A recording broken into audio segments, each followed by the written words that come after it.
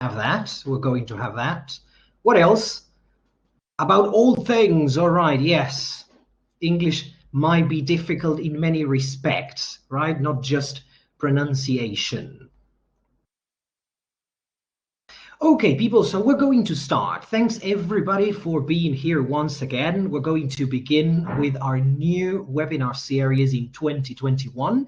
And this first webinar is common mistakes for Spanish speakers. Yeah, so it's not common mistakes for everybody, because not everyone makes the same mistakes when speaking English. Yeah, so many mistakes that that we make are connected with our first language. Yeah, all the people in this session and probably in Instagram too have something in common, and that is that we speak Spanish as a first language. So for that reason, there may be many mistakes that we share or we might have shared along the times we've been studying English, and we might not share with other speakers of other first languages. Yeah, there are some people in our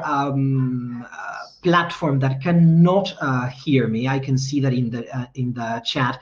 I need somebody to write them or to suggest refreshing in our platform, okay, and to access normally.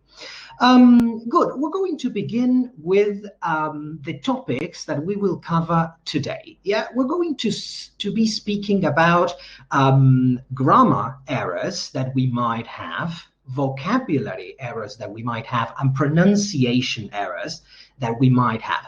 When it comes to grammar, we're going to speak about word order, so that is to say, the way we organize words. We're going to speak about questions, yeah, verbs, articles, gender and number, this is género y número, and pronouns. About vocabulary, we're going to look at nouns, we're going to look at numbers, and we're going to look at false friends. I know some people here might be fans of false friends. And regarding pronunciation, we'll look at vowels, consonants, and silent letters. Yeah. So let's move on to the first slide. So I would like you to spot the mistake. So you have to write in the chat box, yeah, in Instagram, in our virtual platform, what the mistakes are and how you can solve them.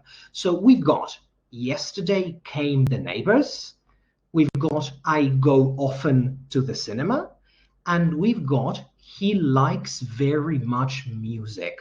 So how do you think you can solve these mistakes? Write in the chat what the correct version of these sentences might be.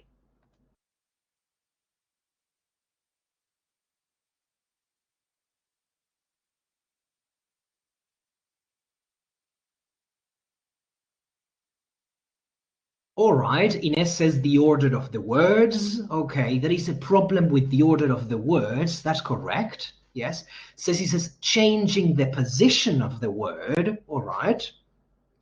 Mati is suggesting the correct version for number one. So the neighbors came yesterday. That may be correct. What about I go often to the cinema? What's the problem there? All right, Adri says that in the first one we need a subject. Okay, that's right. We are not beginning with a subject. Lautaro says he likes music very much. All right, so he decided to put very much at the end. Good, so the solution, of course, most of you have said it. In the first one, it's the neighbors came yesterday. In the second one is I often go to the cinema. And the last one is he likes music very much. But let's look at the reason why Spanish speakers make this mistake. Yeah, this is a very common mistake. And the reason is that in Spanish, subject and verb order is typically very free. So look at the first two examples. You can say, llegó la policía, but you can also say la policía llegó, right? It's exactly the same in Spanish. Maybe we could say that you are emphasizing the action, and in the other one you're emphasizing the subject, but both of them are correct. Now look at the English sentences. The police arrived, we've got subject and verb, and arrived the police. Yeah, that is incorrect because we cannot place the verb before the subject. Yeah, this is a very common mistake that students make while they're speaking in English. So for example, they say, on Saturday came my family, or maybe last weekend, I don't know, arrived my son from Spain. Yeah, so these sentences are incorrect because we need to place the subject before. So my son arrived from Spain. Yeah, my family came home last Sunday. Let's look at another problem that we might have with word order. We have yesterday played very well the children, or played very well the children yesterday. Both of them are incorrect. Yeah, for the same reason, we need to place the subject at the beginning. Yesterday, the children played very well, or the children played very well yesterday. Notice there is some flexibility with yesterday, but not with subject and verb. Yeah, we have another one. We have adverbs of frequency, and there is another problem of word order in this case. In Spanish, adverbs of frequency are also freer, right? So look at the three first sentences. Siempre se ducha por la mañana, se ducha siempre por la mañana, se ducha por la mañana siempre. These three sentences sound very natural to us, Spanish speakers. But in English, only one literal translation is possible. Yeah, when always, or the adverb of frequency, is in the mid position, right? So always she has a shower in the morning, incorrect. She has a shower in the morning always, incorrect. She always has a shower in the morning, that is correct. Yeah, because we are placing the adverb in the middle. This is another typical mistake for Spanish speakers. Yeah. Look at this one. Llevaron al hospital a su madre o a su madre al hospital. Juan habla muy bien inglés o habla inglés muy bien. Mantener la cocina ordenada, mantener ordenada la cocina. In Spanish, when it comes to adverbs, word order is very flexible. But in English, only one of these two possibilities is correct.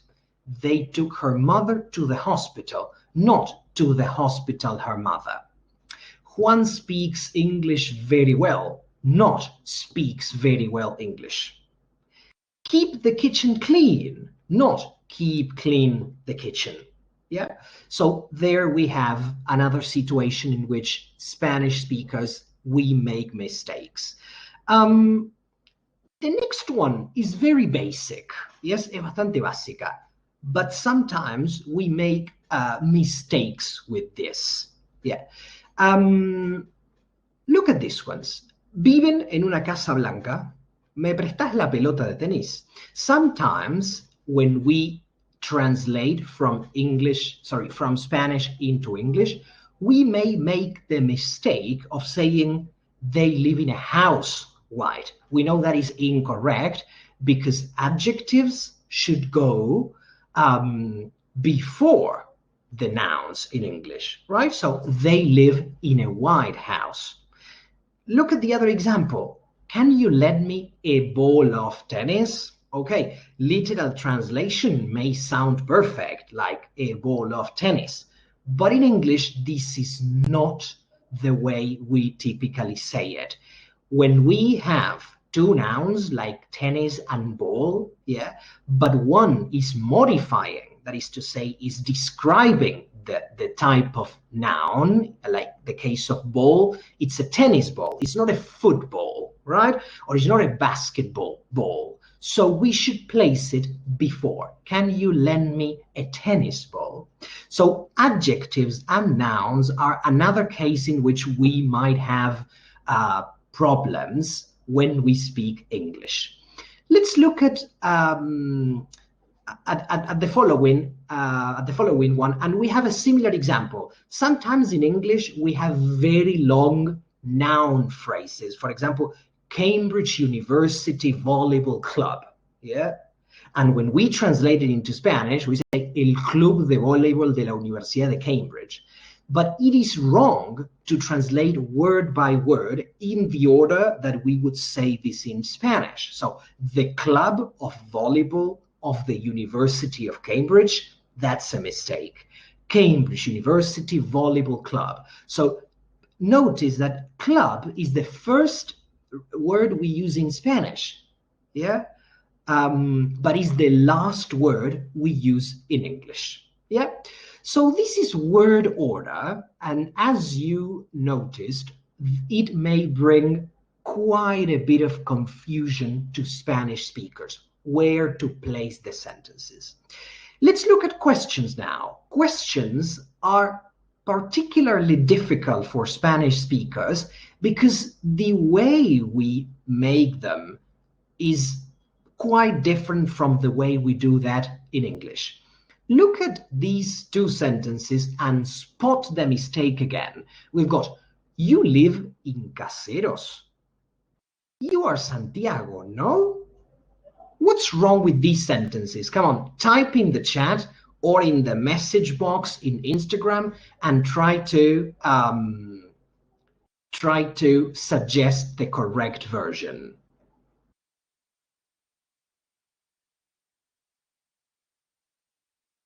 Okay, so in one of them, we are missing an auxiliary. That's correct. Mati, Jorge, you say that.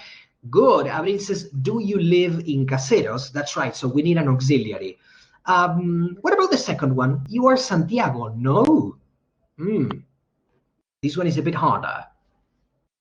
So we are checking information. You are Santiago. Okay. All right. Okay. So Abril did it again. You are Santiago, aren't you? Yeah. So when we check information in Spanish, we use no, no, no for each sentence. But in English, we have special rules. Let's look at the reason we make these mistakes in English. So in Spanish, questions are very easy. I don't know if you ever noticed, but the only thing that we have to do in Spanish is change the intonation, change the music of the sentence, right? So María vive en Buenos Aires. María vive en Buenos Aires. Or María vive en Buenos Aires. So notice that the word structure in Spanish is exactly the same. The only change is intonation. Juan jugó el handball. Juan jugó el handball.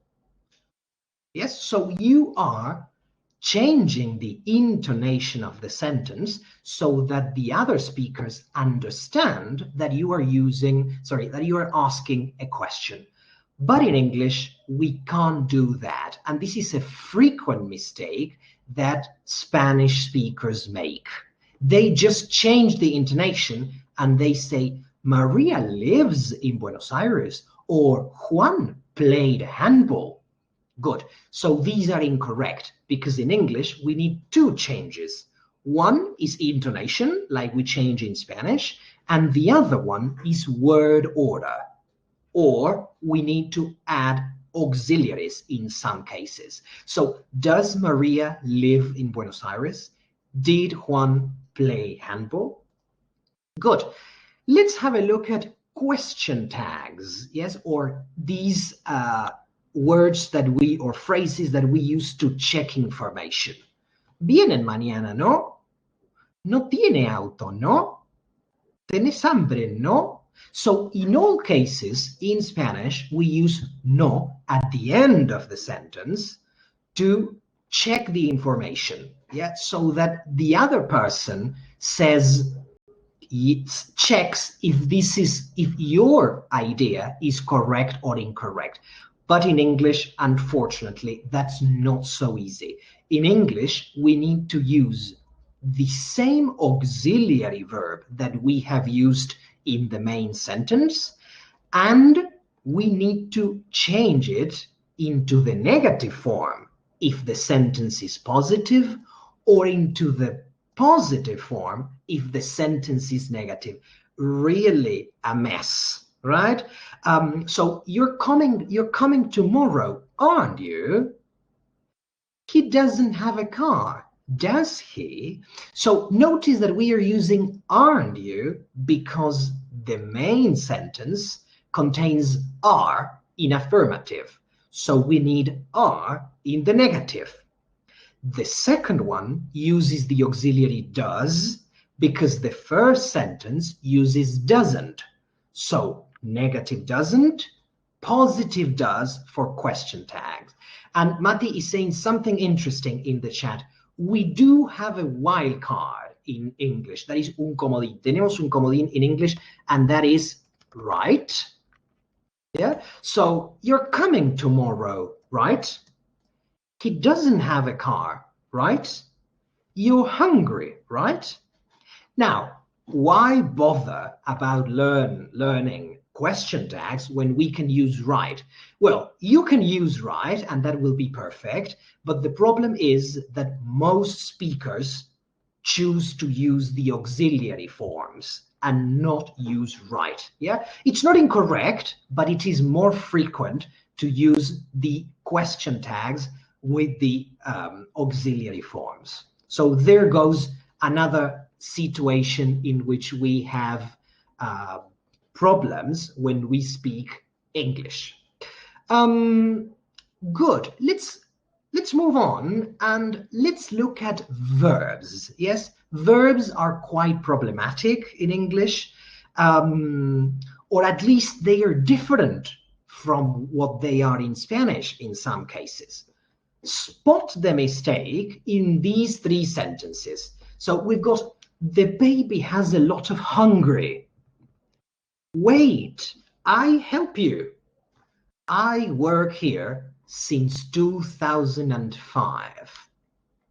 So what do you think is the solution to this?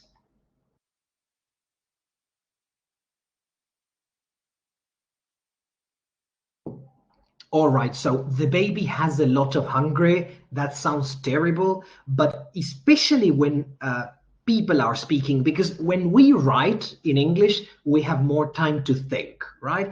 But when we speak, we don't have much time. So we may make these mistakes from time to time. So Ceci says the baby is hungry, yes. Abril in Instagram says the baby is starving. All right, that's an excellent word. Yes.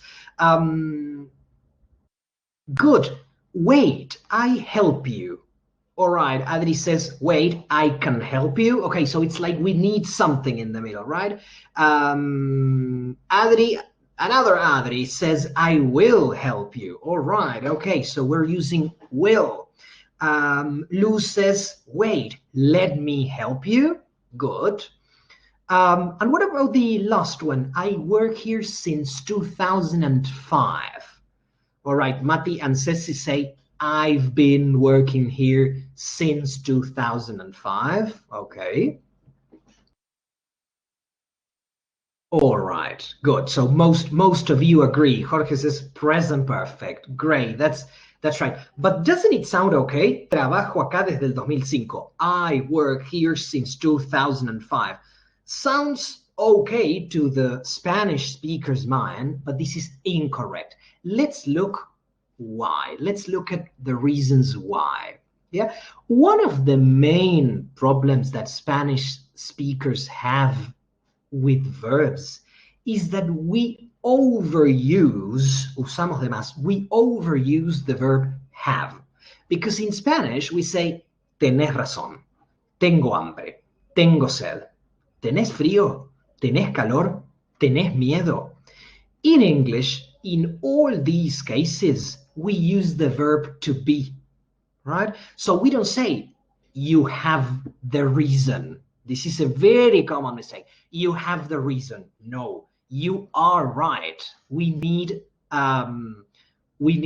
the verb to be and an adjective. I have hungry. It's common. It's common. The correct one is I am hungry. Yeah. Or I have cold. I have hot. I have afraid. These are all incorrect because we don't have that. We don't possess that. We are expressing a feeling, right? I am cold. I am hot. I am scared. And who can guess when it is even more common to use the verb have and not the verb to be? I correct this every single class to my students at many levels. When they speak about a person, it's very common that they say he has or she has what? What do you think it is? Very common. Even advanced students make this mistake, and it's no problem, of course, but it's because our mind is working that way. Exactly, Sissy, the age, right? So we can hear he has 10 years old. My mother has 65, right? And we go crazy. We say, not has, my mother is 65. Well, now we understand where the problem comes from. Let's look at the following slide. So this is an overuse of the present simple tense. Yeah, an overuse of the present simple tense, because in Spanish we use it for many things. Look at the four first sentences. Mira, llueve, cierro la ventana, te espero en casa, veo a Lucas el sábado. So these sentences in Spanish are of course correct, yeah, but and they use presente. Yeah, I don't say present simple because I'm talking about Spanish. So they use presente. Llueve is presente. Cierro is presente. Te espero en casa. Veo a Lucas. This is presente. In English, we may make the mistake of translating these sentences using present simple, like saying, look, it rains. Incorrect. It is raining, because we're talking about actions happening now. Do I close the window? Cierro la ventana. Do I close the window? Incorrect, because you're not talking about habits or routines. You're talking about offers. You are offering your help to somebody. So, shall I close the window? I wait for you at home. Te espero en casa. I wait for you at home. Incorrect. When we make decisions at the moment, so you're speaking on the phone and you say, te espero en casa, this is a decision that you make at that moment. And for that reason, we need will. I'll wait for you at home, or I will wait for you at home. So this is will for instant decisions. I see Lucas on Saturday. Veo a Lucas el sábado. I see Lucas on Saturday. Incorrect. We're talking about the future. We're talking about a future plan or a future arrangement. And for that reason, the correct option is I'm seeing Lucas on Saturday. Or maybe I'm going to see Lucas on Saturday, but not I see, because this is not a routine. Yeah? So in English, we use present simple for routines. I go to the gym every day, or for states, yeah, like I live in Palomar, or even for things that are always true, right? For example, the sky is blue, right? But not for these four cases that we've just talked about, yeah? Let's look at another common mistake and another overuse, that is to say, un uso de más of the present simple in English. So in Spanish, Again, we use presente to talk about actions that started in the past and continue in the present. So, vivo en Buenos Aires desde el 2005. Mi primo tiene el mismo iPhone desde primer año. Estudio inglés hace 10 años. ¿Hace cuánto estás esperando? So, all these four phrases use presente in Spanish. But in English, like many people wrote in the chat, present perfect is necessary. So, I've lived in Buenos Aires since 2005. Not I live, right? My cousin has had the same iPhone since first year. Not my cousin has, right? I've studied English for 10 years. Not I study English for 10 years. How long have you been waiting? Yeah, not how long are you waiting? The literal translation sounds fine, but the real sentence is a mistake. Good. Let's look at another common mistake when it comes to using verbs, and this is the verb soler, right? When we talk about habits, solía, suelo. In Spanish, we can use the verb soler in the present and in the past. So, suelo hacer ejercicio por la mañana. Solía ser buen alumno, right? But in English, used to is only used to talk about the past. So, solía ser buen alumno, I used to be a good student. Suelo hacer ejercicio por la mañana, you can't say, I used to do exercise in the morning, right? Because use cannot be used in the present tense to speak about habits. Yeah, the correct version or an alternative is I tend to, right? So suelo o tiendo a, yes? Or you can use an adverb of frequency like I usually do exercise in the morning. I typically do exercise in the morning, right? I generally do exercise in the morning, but not I used to do exercise in the morning, okay? Good. This is another very common mistake at all levels, and we typically learn the grammar at intermediate or upper intermediate levels. Yeah, when we talk about services, yeah, that we receive, that we pay for, right? So I pay for a service that I receive. Yeah, this is very common. In Spanish, sometimes this is ambiguous, it's ambiguo, because the other person does not understand for real if you are doing the action or if you are the person receiving the service. So, me voy a cortar el pelo.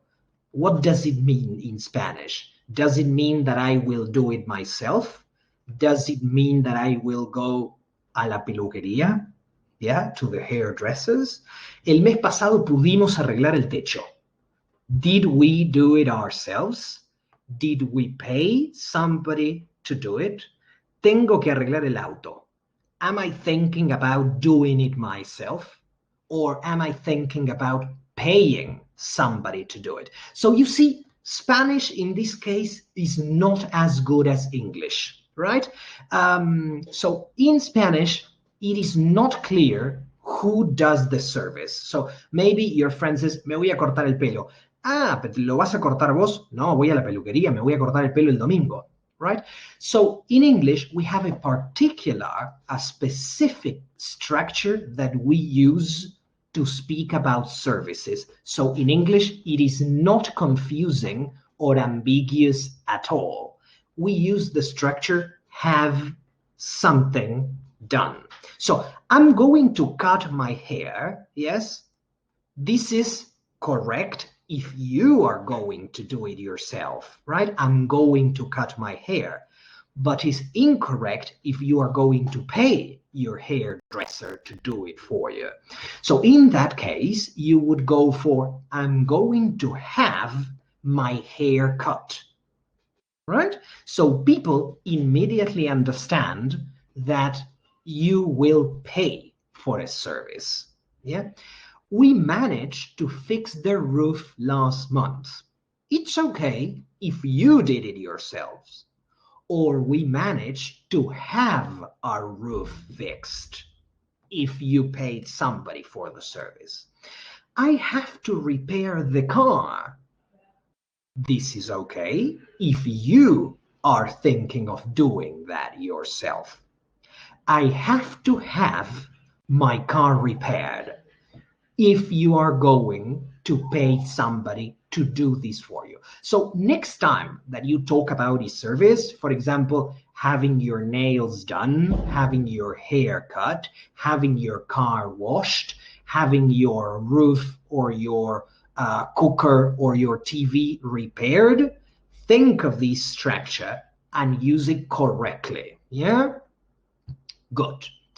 Um, I think we have a couple more about verbs, and this is one that is quite interesting because it is a case in which in Spanish we use the same word, but in English we use three different structures. So this is really confusing for students. So in Spanish, we have one infinitive form, right? Verbs ending in ar, verbs ending in er, and verbs ending in ir, right? Like cantar, salir, comer, correr, vivir. These are infinitives, and there isn't any other infinitive form in Spanish. But in English, we have three possibilities. So look at the first three sentences. Estudiar inglés es divertido. Es necesario estudiar un poco cada semana. Mi primo debe estudiar inglés para el trabajo. Es piloto. So in these three cases, in Spanish, we are using estudiar. It's exactly the same word. But in Spanish. But in English, we need three different structures. When we put the verb at the beginning of the sentence, we need it in the ing form, in the gerund form. So, estudiar inglés es divertido becomes studying English is fun. Es necesario estudiar un poco cada semana becomes it is necessary to study a little every week, because necessary is an adjective, and the rule says that after adjectives, we need a to infinitive form, right? My cousin must study English for work. He's a pilot. After must, can, should, may, and many other modal verbs, we need what we call a bare infinitive. That is to say, an infinitive without anything, without to. So we have estudiar, estudiar, estudiar, and in English, studying, to study, study.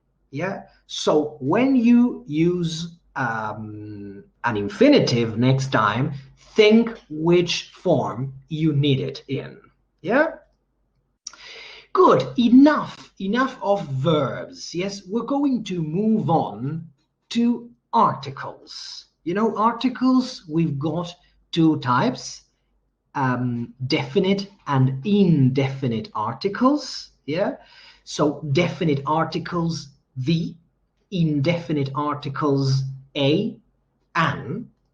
Spot the mistake with articles.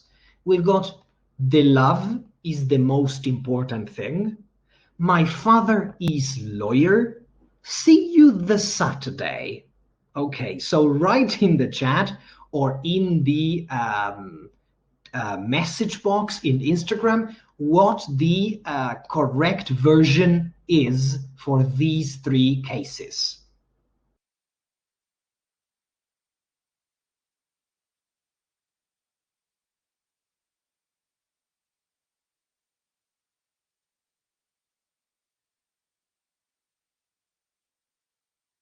All right, so people, agree that the love sounds bad in this case, and we should say love, right? Only love.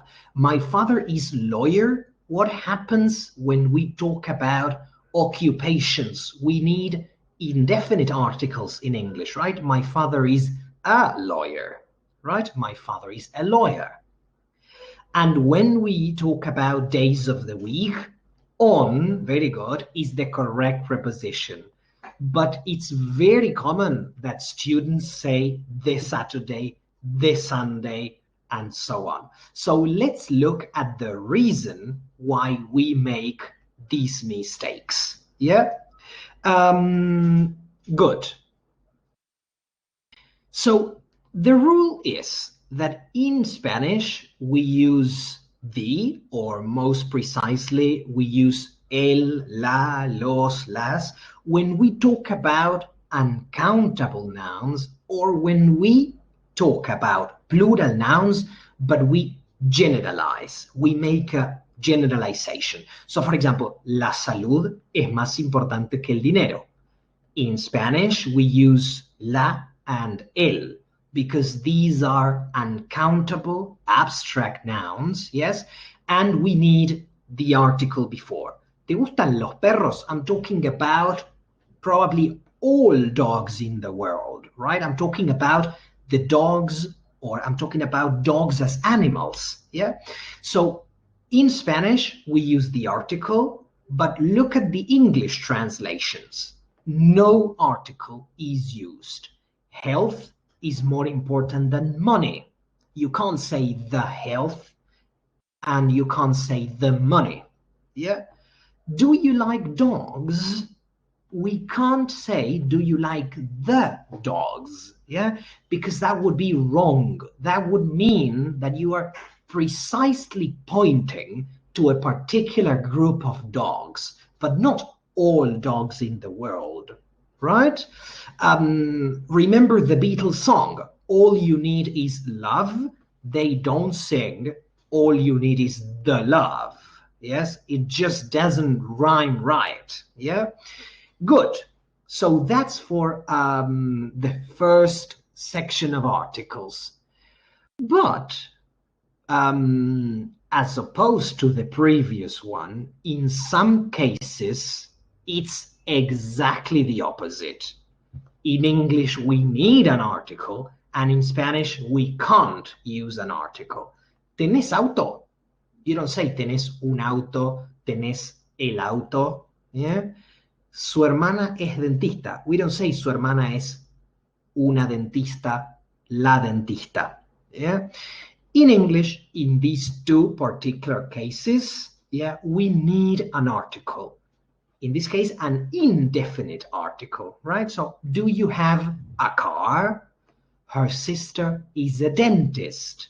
This is an occupation. So before occupations, we need an indefinite article.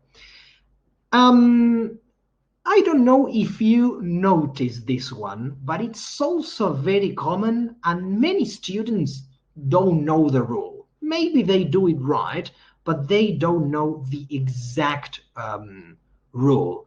When we talk about parts of the body, in Spanish, we typically use articles, right? El, la, los, las. Me lavé el pelo con un nuevo shampoo. Me corté la mano. Me duele la rodilla. Me duele la panza, right?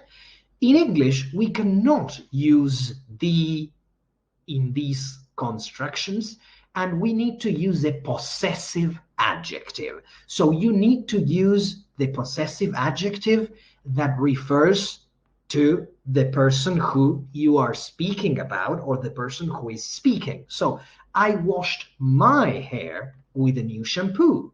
I cut my hand. My knee hurts. I have a pain in my knee. So it would be incorrect to say I cut the hand or the knee hurts or I washed the hair. Yes, it sounds like you're talking about somebody else's hair or somebody else's hand, but not yours. Yeah, and we've got one more on articles, and this is easy to understand, but sometimes when students are speaking quickly, it is a little bit difficult to remember. Of course, days of the week. In Spanish, el lunes te veo. Tengo inglés los martes y los jueves. And in Spanish, we use the preposition on. I'll see you on Monday. I have English classes on Tuesdays and Thursdays. So article use is easy, but in some cases, it brings some confusion to Spanish speakers, mainly because we don't have exactly the same rules. Yeah? Let's move on to a new section, yes? And we're going to speak about gender and number. So that is like género y número. So as we had at the beginning of the previous sections, spot the mistake. Yeah? So look at the three sentences and try to spot the mistake. I have two news to tell you. Don't move the furnitures, please. There are a lot of childs. Okay, so what's the problem with these three sentences? Write the solution in the message box, both on our platform and on Instagram. Come on.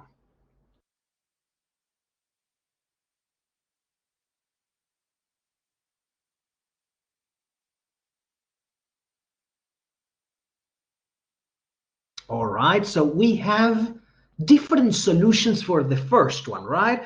Some people say, I have some news to tell you. That's correct. Somebody says, I have a piece of news, all right, of news, yes? Or maybe in this case, two pieces of news, yes? And then we have two examples that are incorrect. A couple of news, several news, incorrect. We can't use these sort of modifiers before news. We will see why. Yeah. Don't move the furnitures, please. Don't move. What's the problem there? No muevan los muebles. We say this in Spanish. What's wrong?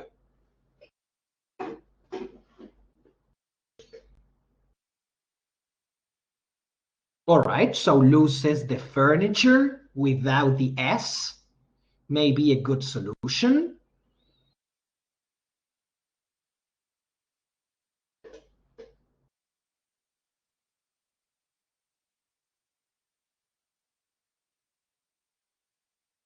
All right. There are a lot of childs. Some people said this before. Matti said there are a lot of children. Exactly. We need the correct plural form, right? The plural of child is not childs, but children. So let's look at the reasons why we Spanish speakers make these mistakes from time to time. So the first reason is that in Spanish, articles, nouns, and adjectives, they are plural when we speak about more than one of something. So we say las flores amarillas, and notice that las is in the plural, flores is in the plural, and amarillas is in the plural too. Sus nuevos zapatos, yeah? We use the possessive adjective in the plural, the adjective new in the plural, and the noun shoes in the plural too. But in English, it's only the noun that takes the plural form. The other words stay the same. So the yellow flowers, not the yellows flowers. Her new shoes, not hers new shoes. Yeah, you may say that you may be thinking, no, it's impossible for me to make this mistake. But believe me, even advanced students, when speaking English fluently, quickly, they may make these mistakes. Let's look at a list of nouns. This is, of course, just a short list. There are more, but this is a list of nouns that are never plural in English because they are uncountable, right? In English, we are much stricter with uncountable nouns than we are in Spanish. So furniture is always furniture. You can't say furnitures. You can say pieces of furniture if you want to make it plural. We can't say informations. We can't say spaghettis. We do say that in Spanish, don't we? We say, ¿qué comiste ayer? Comí unos fideos, ¿no? Unos espaguetis con tuco. Well, that is incorrect in English. Spaghetti is the correct one. Thunder, all right, trueno, thunder. That is uncountable as well, so you can't say, escuché dos truenos. Yeah? And news, we have a big problem with news because all students at all levels make these mistakes. So the correct options are, I have some news for you. So you are not saying if it is 1 or 2 or 3, you just have some news. Yeah. I have news for you. Just news without any modifier, right? But what if you wanted to say, tengo una noticia buena y una mala? Clearly, we need to make it countable. So in this case, we need the word piece. I have a piece of good news and a piece of bad news, right? Or just, I have some good news and some bad news, yes?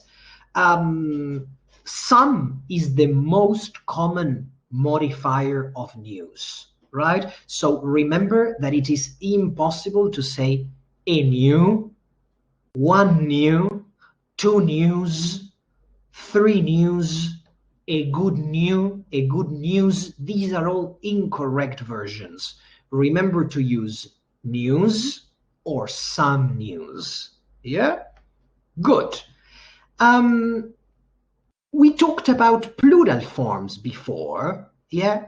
These are some words that Spanish speakers have problems with when they make them plural in English. Why? Because Spanish does not have irregular plurals. We just add an S, right? Or ES in some cases, right? So copa, copas, yes, mesa, mesas, yeah. But in English, even though the rule is usually like that, right? We just add an S. In some cases, we have irregular plurals. So we have person, and what is the plural form? Right in the chat. Right, exactly. People is the correct plural form. Women's, that's incorrect. We say women, exactly. Be careful with the pronunciation, women. That's the right pronunciation, women. Sheeps. Okay, I love this one. So if you've been my student, I repeat it every time this word appears. So we can't say sheeps for some really strange reason. We say sheep, right? Like 1 sheep, 2 sheep, and 20 sheep. The same happens with another animal. What's that animal that we can't make plural with an S? It's an animal that lives on the sea, and the plural form is the same as the singular form. What's that one?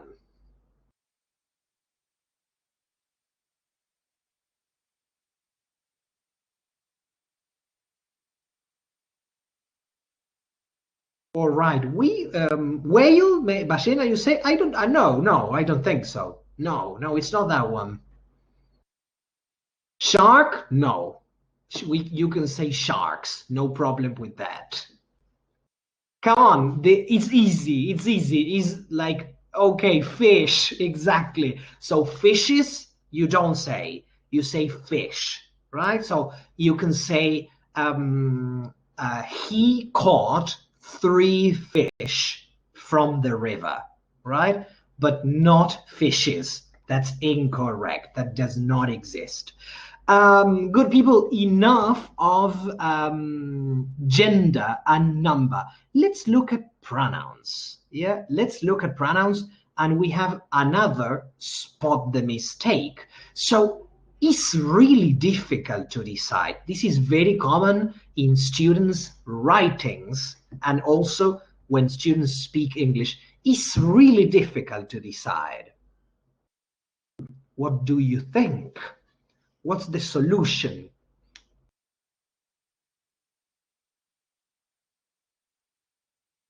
Exactly.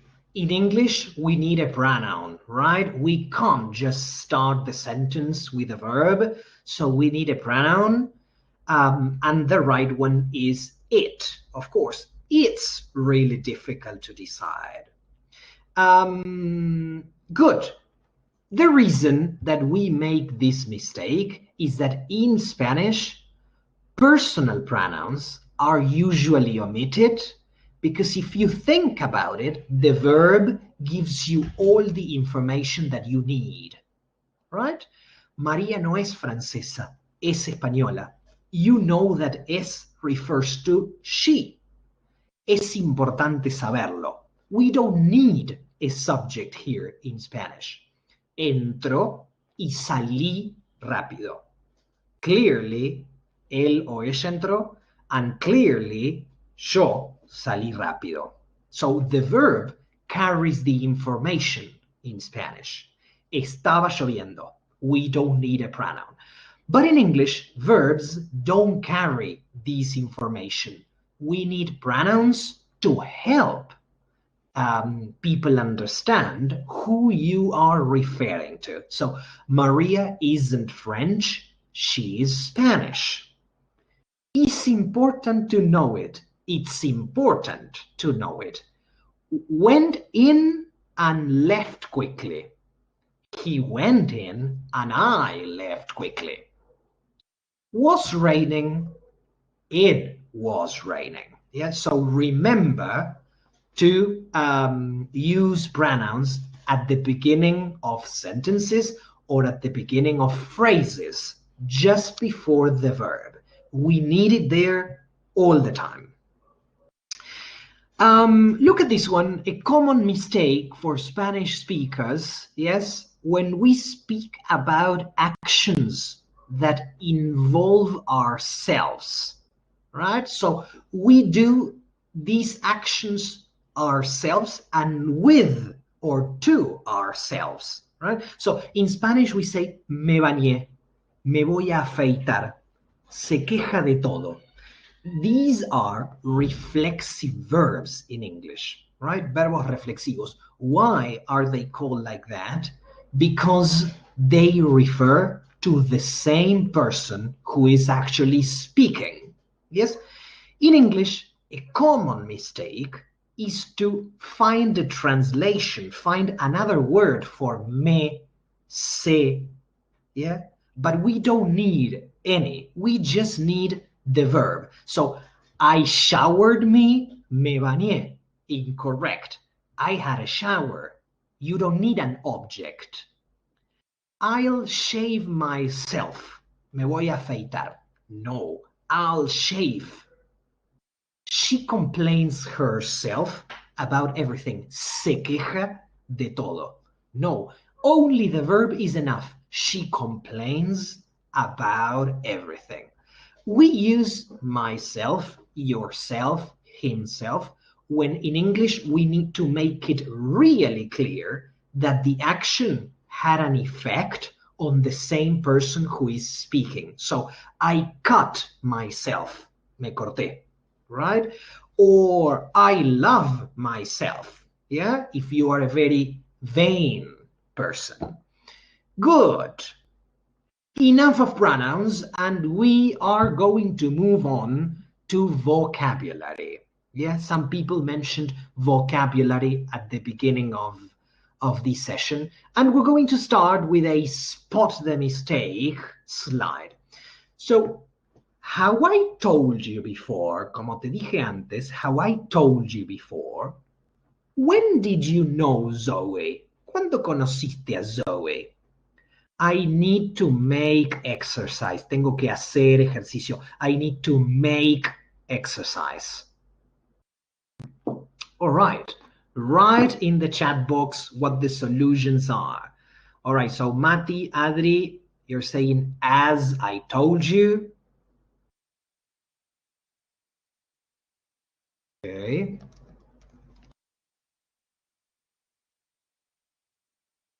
When did you know Zoe? Exactly. When did you meet Zoe, right? We can't use know in this case when we're talking about meeting somebody for the first time. And I need to make exercise. You don't make exercise. What do you do? What with exercise? You do exercise. That's right. Or Lou says, I need to exercise, right? So just using exercise as a verb. Yeah. Great. Let's look at the reasons why we make these mistakes. So one of the things that we have to think about is that in Spanish, we have plural male forms, yes, formas plurales masculinas, when we refer to both members of a pair. So if we speak about a man and a woman who have any position or who have a certain role, we use the male plural form in Spanish. So rey, reina, we use reyes. Hijo, hija, we use hijos. Madre, padre, we use padres. Hermano, hermana, hermanos. Tío, tía, tíos. So the word that actually groups both male and female form is the plural of the male form. In English, we don't have that. Yeah. So in this sense, we can say that English is more inclusive in this sense, right? When it comes to nouns made plural, right? So we don't say kings because kings is more than one male king. We say monarchs. We don't say sons or daughters. We say children. We don't say mothers or fathers. We say parents. We don't say brothers when we mean hermanos, and we include female members too. We say brothers and sisters, right? We need to mention both of them. Tíos, we say I visited my aunt and uncle. You cannot say I visited my uncles, because if you say I visited my uncles, it may mean, or it actually means, that you visited more than one male uncle. Yeah. So Mati is saying in the chat, is suggesting siblings. Yes, exactly. This is another possibility, another word that actually groups both brothers and sisters. It is not as common as brothers and sisters. So in general, people prefer to say, I have two brothers and one sister, or my brothers and sisters live with me. It's not that common to say my siblings live with me. It sounds a bit more formal, but that word exists for a reason, and it is correct to use it, and people do use it. But it is more common to say brothers and sisters. Yeah. And in the case of aunt and uncle, we have nothing. We just need to mention both forms. Okay. Good. Let's look at one more slide.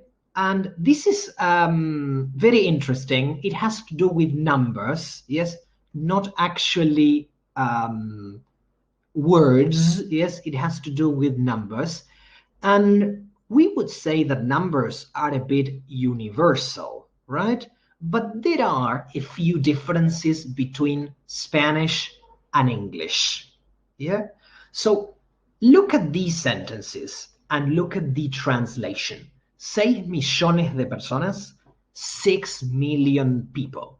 It is a very common mistake to add an S and to say 6 millions people. That is incorrect. Yeah, million, thousand, hundred, when they are used before a noun to count the nouns, are always singular because of what we studied before. Numbers in this position are adjectives. So if you say 2 people, 2 is an adjective because it is describing the number of people. And for that reason, adjectives are never plural. So we don't say yellows, flowers. So if we don't say yellows, flowers, we don't either say 6 millions people because adjectives are never plural. El 5 de mayo, you know, this problem with cardinal and ordinal numbers. In Spanish, when we talk about dates, we use cardinal numbers, so we say el 5, el 6, el 7, el 8 de mayo. Yeah, but when we speak English, we use ordinal numbers: the 1st, the 2nd, the 3rd, the 21st, the 25th, the 30th. Right? This is a very common mistake when students speak about their birthdays. For example, my birthday is on the 20th of April. Incorrect. 20th of April. Right? And this is quite interesting. Billón, billion, mil millones. What's the difference? In Spanish, the number mil millones is a billion. And billón is not a billion in English. So this is an approximate number of the population in the world. Hay 7.000 millones de personas en el mundo. The way you count the number of people in English is to use the word billion. There are 7 billion people in the world, not billions, but billion. Yes? And not 7,000 million. It sounds logical, but we don't use it. So a billion or a billionaire in English has less money than a billionaire or un billonario in Spanish. All right? So be careful with that. Yeah. And finally, we have different ways of referring to the number cero, right, in Spanish, or zero in English.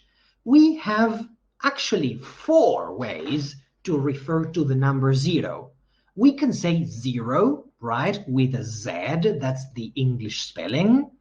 We can say O, like the letter O, when we're talking about phone numbers, maybe addresses, room numbers at hotels. So 0303, you would say 0303 or 0303, right?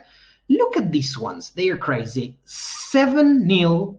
The result was 7-0, right? So in some sports, people use nil and they don't use 0. And the last one is even crazier. 15 love, 30 love. What sport am I talking about? All right, tennis. Exactly, I'm talking about tennis. So in tennis, they don't say 15-0, 30-0, but they say 15 love, right? Exactly the same word as amor. So this is a crazy reason. People are romantic in tennis and they say 15 love. Crazy indeed.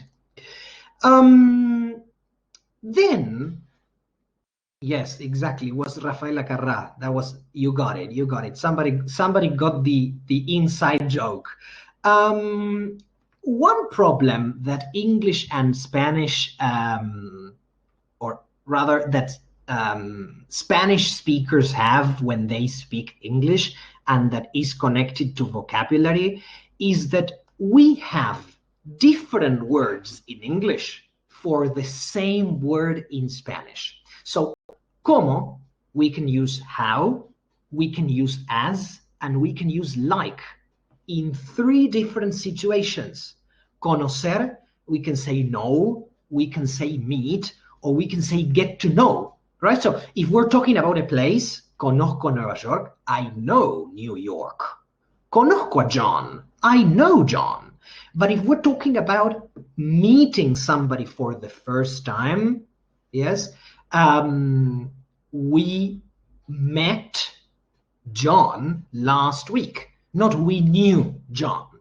And when you're talking about relationships and you say conocerse, the process of knowing another person, you don't use know, you use get to know. Yes, nos estamos conociendo. We are knowing, no. We are meeting, no. We are getting to know each other. We are getting to know each other. Decir could be say or could be tell, depending on the noun, right? If the noun is a lie or a story or an anecdote, we use tell, right? To tell a lie, to tell an anecdote, to tell a story. But if the noun is yes, no, sorry, we use the word say, to say sorry, to say yes, to say no. Dejar could be allow, let, or leave, depending on what you are dejando, right? So it could be dejar permitir, it could be dejar apoyado, dejar olvidado. Yes, so depending on the case, you would use allow or let, or leave, like dejé el celular sobre la mesa. I left, not I let. I left the phone on the table. Dejé que mi hijo saliera. I let my son go out. Not I left, I let, because you're talking about allowing, you're talking about permission. And then make exercise. No, do exercise, because some nouns take do, some nouns take make. So we say do exercise, do homework, do yoga, yes? But we say make friends, make a phone call, make bed, yeah, make your bed, yes, make love, for example, we don't say do. Perderse, or perder something. So we have 3 options: lose, get lost, or miss. If we're talking about an opportunity, we miss the opportunity, right? I miss the train, I miss the boat, I miss the chance. If we're talking about a physical object, lose is the one. I lost my phone. And if we're talking about ourselves, yeah, get lost is the one. So I got lost on my way to the supermarket, right? That would be really stupid. Sorry, I got lost on the way to the supermarket, but it may happen. Receta, is it medical or is it something about cooking? If it is about cooking, recipe is the word. If it is medical, prescription is the word. So there you have interesting words that have many different correspondences to English. And this is also related with the famous false friends, right? False friends, these are words that appear to be something they are not. Just like false friends. I mean, if you have a friend that you consider false, is because he or she appears to be something that they are not, right? So spot the mistake in these 3 situations. The actual situation worries me. I went to the library to buy a new book.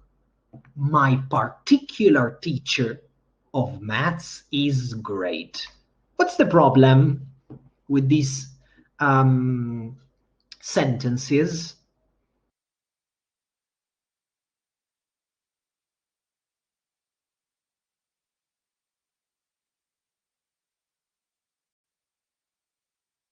Good. So the first one, in Spanish, I want to say la situación actual, right? So the one that fits here best is current. The current situation worries me. Yeah. I went to the library. No, I didn't go to the library. I went to the bookshop or the bookstore in American English, but not the library, because you don't buy books at a library, you rent books. My particular teacher of maths is great.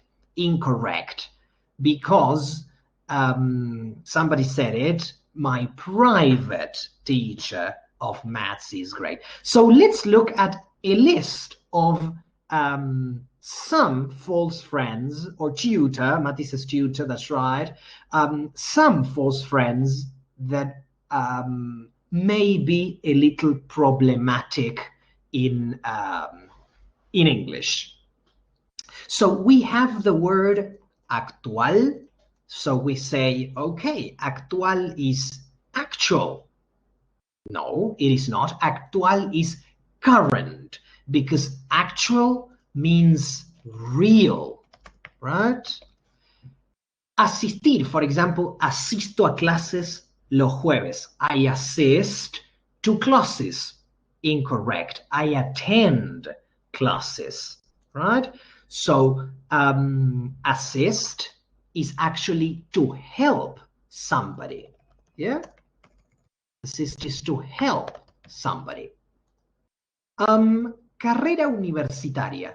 Many people, and here you may be identified with this one. Many people say, I started my career at university. I am going to do the career of medicine. My sister is in the career of I don't know, business administration. Incorrect. A career is what you develop in your professional life, right? So you can have a good career, a successful career, a bad career, yeah, but this is not connected to studying. It is connected to working. So carrera universitaria, you say degree course, yeah? Discutir, yeah, when you have a problem with a person and you tenés una discusión, you don't use the word discuss. You use the word argue, because discuss actually means to exchange ideas. So for example, you can say, let's discuss where to go, but you are not actually fighting. You are not really having a problem. If you have a problem, you argue. If you are just deciding on something, you would discuss something. Well, this is funny, and maybe you don't make this mistake, but some students at early levels do. So, embarazada, my sister is embarrassed. Okay, no, maybe your sister is embarrassed, but that's not the correct way to say it. Pregnant is the one, and embarrassed means ashamed, right? So it may be common because they sound quite similar, right? Embarazada, embarrassed, yeah? So immediately the beginner, the student of English who is the beginner says, this one is easy, embarazada, okay. Enfrente de, yes, I live in front of the gym. Incorrect. Enfrente de, you say opposite. I live opposite the gym. In front of means delante. So for example, if you are in a queue, if you are in a line, yeah, if you're going to the cinema and you want to buy tickets, you have somebody behind you and you have somebody in front of you, right? So in front of is the opposite of behind. yes? And enfrente de is opposite. Well, librería, bookshop, I've already explained. If you buy a book, you go to the bookshop. And if you rent a book, well, then you go to a library. Yeah. So, for example, the school's library. Yeah. Pariente, we say, my parent. No, my relative, right? So, pariente, when you refer to your cousin, your aunt, your uncle, you say relative, because as you know, parent refers to your mother or your brother or your father.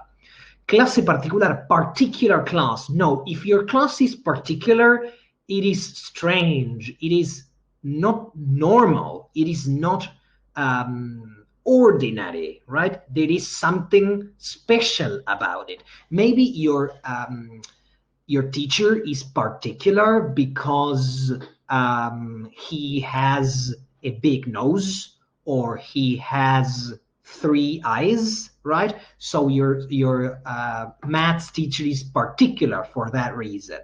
But if your teacher is just a regular human being, well, people with big noses we are regular human beings too. So in that case, that will be a private teacher, right? Okay. Good. Professor. Many people say, okay, professor, they say to us, right? Can I ask you a question, professor? All right. We don't say professor in English, we say teacher, because a professor is a person at the highest rank, yes, with a very high rank at a British or American university, right? It could be any university, but we typically use it in these countries to mean that, right? So, for example, Professor Stephen Hawking, remember him? So in that case, you wouldn't call Stephen Hawking a teacher, just a teacher. You would call it a professor because he's got, or he had rather, a long career, yes, and he had a really high rank, I believe, at Cambridge University, if I'm not mistaken. All the rest, university, your English teacher, your maths teacher, your school teacher, that would be a teacher, even at university, right? So you don't call them professors. So only those with that experience and that high rank would be professors. Sensible, estoy sensible estos días. All right, I am sensible these days. No, I am sensitive. Yes, and I usually tell my students, remember colgate sensitive, pro alivio, right? They are paying us for this short advertisement. So that is colgate sensitive. It's not colgate sensible. So thank God the people that manufactured the toothbrush, the toothpaste got it right. Yes, and they say sensitive. So estoy sensible. I am a bit sensitive these days. Sensible means sensato, right? Somebody who makes good decisions, somebody who can judge things very very practically, right? And finally, we've got simpático. So many people believe this is sympathetic, right? Because it just sounds very similar, but it is not. Because sympathetic is a person who understands people's problems, right? Is a person who can put himself or herself in your shoes and see the way you see things. If you want to say that your neighbor is simpático, you just say, he's a nice guy. Yeah, he's kind. Yes, he's friendly. But we don't use the word sympathetic. People, we don't have time for the pronunciation section of this webinar. I'm so sorry, but we're going to have to leave pronunciation errors for another time. Yes, so you will have to stay tuned to what's coming up. So yes, I know it's the best part. It's the best part. We'll leave it for another time. So well, I just want to know if you have some questions about what we've been saying. Do you have any comments, any questions, any I don't know, any anything you didn't really understand that I say and you would like me to clarify?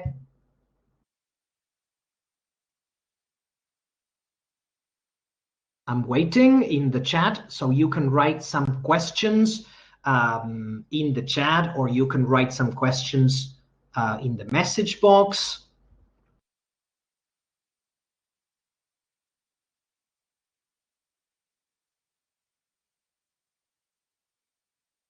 Good people. So if you don't have any questions about it, I will say thank you for listening to me for this hour and a half. Remember, we do have a digital library at White Castle's website that has a new section of grammar, vocabulary, phrasal verbs, pronunciation, and exam preparation books. And this is a very interesting section if you haven't explored it yet, because you can choose your own level and you can download any books that you would like to practice something about, right? Let me quickly show you only to the people in the virtual platform, because I can't share my screen in Instagram, but to the people in the virtual classroom, in your course page, in your dashboard in Aula Virtual, you have access to the following library. So if you want to practice grammar, you can click on grammar and look at your level: elementary, pre-intermediate, intermediate, upper intermediate, and advanced. And you can click and download grammar books. If you want to practice vocabulary, you do the same, and so on and so forth. So even phonetics, you can download some pronunciation books with audios. Phrasal verbs, you can even download dictionaries of idioms, phrasal verbs, collocation. So explore this section when you have a bit of free time, because I can assure you it will be really useful to practice these things you didn't quite understand in class. We will leave this PowerPoint presentation that we use today in our virtual classroom, and we also will extend this resource to our Instagram users, so you will be able to keep it for yourself, read it again if you didn't understand something in particular. And well, I will see you in our next webinar. Yes, that's probably coming very soon. You will hear about it. Thank you very much for coming to this webinar. It's been a real pleasure to see you here, and the best. Have a lovely weekend. See you next time. Bye-bye.